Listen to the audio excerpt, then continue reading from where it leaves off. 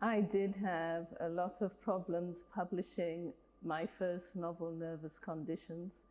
I was a young woman, a young Zimbabwean woman in the 1980s, and the world was not really ready for the voices of young women coming from Africa at that time. So it was very difficult to get it published, and I became discouraged. I sent it to many publishers over about 4 or 5 years, and I did not get any positive results. And so that is when I decided to do other things, and I turned to filmmaking. Then at the time that I turned to filmmaking, the women's press said they would publish Nervous Conditions. So I was in a difficult situation. I had just started learning how to make films, and now the book was being published. So I continued with my filmmaking for a while until I came back to writing prose. I think it is important for Zimbabwean writers to write novels that engage with the history of the country.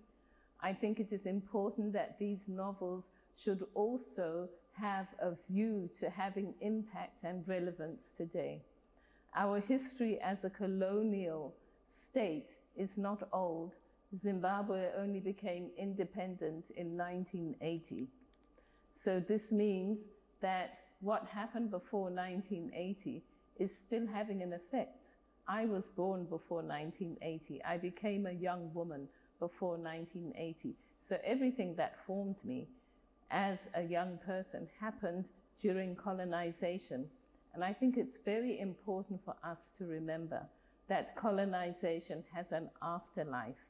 First of all, in the structures that cause colonization, and secondly, in the way that it formed human beings under the system of colonization. And these are things that we need to engage with in our literature. I definitely do write because I want people like me to see people like me in novels. I grew up not seeing myself in novels, and I wanted to correct that. I think I have achieved some success.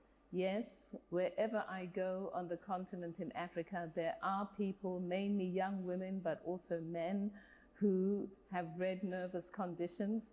It is really amazing for me that more than 30 years after the book was published, young people come up to me and speak about it like a current experience for today. And for me, I'm thinking, oh, I wrote that book quite a long time ago. So it is a book that has a life on the continent. And not only on the continent, but elsewhere in the world. Here I am today in Barcelona receiving the Free Voice Award because of that novel, amongst others, that I have written. So I really do feel that it has an impact at the level of the individual who reads it, and I am very grateful for that. My wish for Africa, which is for Africans, because this wish has to be fulfilled by Africans. We cannot expect that other people will fulfill our wishes for us. We have to do it for ourselves. I wish that we would take more responsibility for our lives and how we conduct our affairs as whole societies. There is a tendency to always be blaming other people. We blame the leaders. We blame the West. The leaders blame the people.